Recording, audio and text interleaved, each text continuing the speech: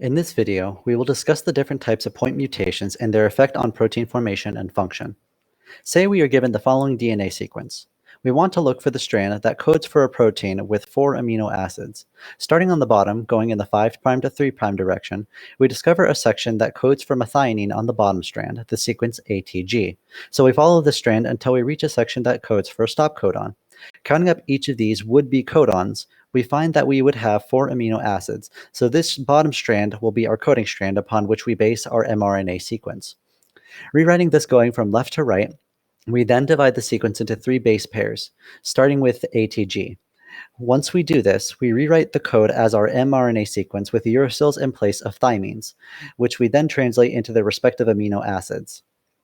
Now let's introduce some mutations. Let's say we change the T to a C in GTC. What change occurs? What happens specifically here is a transition, where the base is changed to a base in the same category as itself.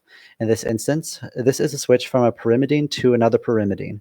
In later examples, we'll see transversions, which are changes between purines and pyrimidines. Now, the overall result is a missense mutation, in which the amino acid produced is different from the original in that frame. This can result in a non-functional protein or a protein with a different function than intended.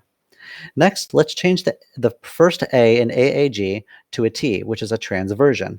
This mutation is a nonsense mutation, meaning that the protein is truncated before the original stop codon, resulting in a shorter protein that does not function correctly. Now, let's look at a silent mutation. Let's make a transversion with the C in GTC to an A. This will result in the same amino acid being produced in the end product, hence called a silent mutation. This will not interfere with the protein production, but may have consequences during replication in subsequent generations. Finally, there is the read-through. Let's make a change in the would-be stop codon by making a transversion from the second A in TAA to T.